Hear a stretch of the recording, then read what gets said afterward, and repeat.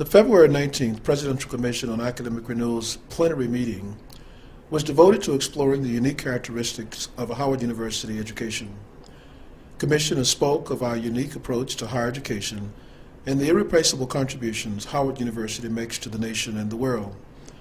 They offered perspectives on who, how, and what we teach, the subject and reach of our research and scholarly products, the production and dissemination of our creative works, and our diverse contributions to local, national, and international communities through professional and public service. Commissioners Gregory Carr, Sandra Crew, Alan Johnson, Joan Payne, and Eric Walters spoke about Howard University's history, vision, and uniqueness. Dr. Michael Winston, Vice President for Academic Affairs, Emeritus, elaborated on the historic debate about how the university should be described and the changing national and international higher education environment in which it must compete. The rich presentations were followed by an open discussion among PCAR members. President Sidney Ribot joined the session and offered comments about the university's uniqueness and restated the immediate academic and administrative steps that must be taken to ensure its competitive standing. Dr. Joseph Reedy, Associate Provost, provided the context for the discussion. Not a day has passed since March 2nd, 1867, when every day Howard University has now borne the burden of carrying its past and the past of the nation into the future. Our challenge may then boil down to something as simple as this. How can we be sure that our research university remains like a family and retains its soul? And if we at this moment use metrics and coding to reinscribe, using external indices, reinscribe models that are not ours, we may find ourselves chasing after things that by the time we return back to who we are, there may not be anybody there. What do I mean by that? These other institutions are beginning to try to model and get a sensibility for global ways of teaching and learning and producing new knowledge that we've been doing all along. Often the skepticism around measurement revolves around our discomfort of others doing the measuring. So the uniqueness of Howard colleagues is our opportunity for us to develop and use our own yardstick.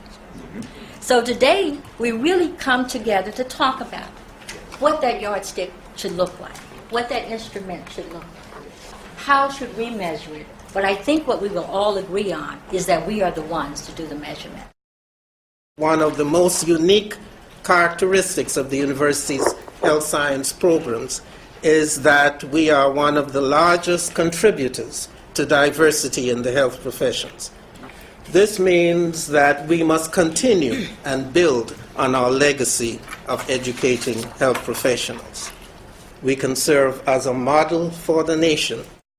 The uniqueness of Howard scholarship must then be measured by the university's continued leadership in addressing the social, health, civil, and political issues of this century in a way that affirms Howard's continued presence upon the national scene.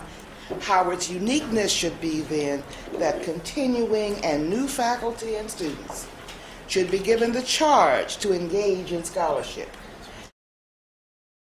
These discussions, in the opinion of the Faculty Senate Chair, about the uniqueness of the university should have preceded PCAR deliberations. We need to have the broad discussion of defining who we are, and it shouldn't be amongst 50 of us. It should be amongst the entire faculty. I speak as the Faculty Senate Chair, having been elected democratically and representing their voice. The challenge for PCAR, as I see it, is to take into account the realities of the university as a major national institution. Academic renewal cannot be achieved without resources. Federal funds are not going to increase in the foreseeable future. Academic renewal can only happen as a result of very hard choices and unprecedented collaboration between faculty and administration. Legacy is an important, unique character of Howard. The next bullet is love. is that the faculty love the students. There's a nurturing, there's a mentoring that occurs like at no other institution. And our students really do appreciate that and actually excel because of it. Only at Howard, who's so interested in solving health disparities because we have that cultural competence just by the very nature of who we are.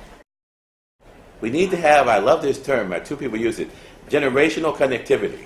And we need to be connecting, the knowledge base that is foundational at this institution with the future which we are trying to create.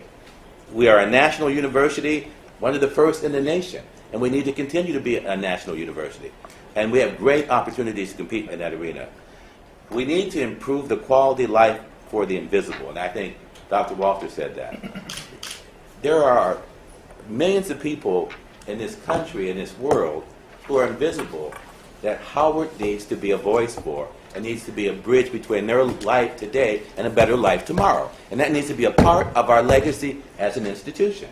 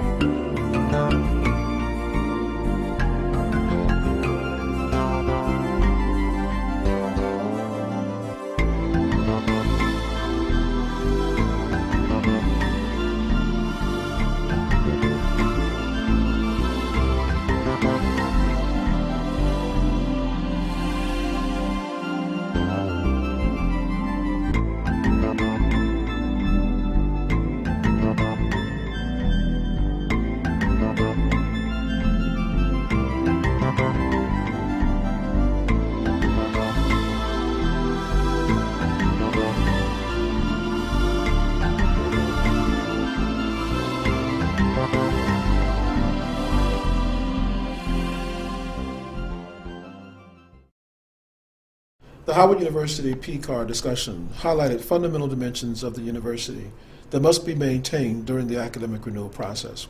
It built upon the rich discussion that emerged from the recently completed, very successful Middle States self-study.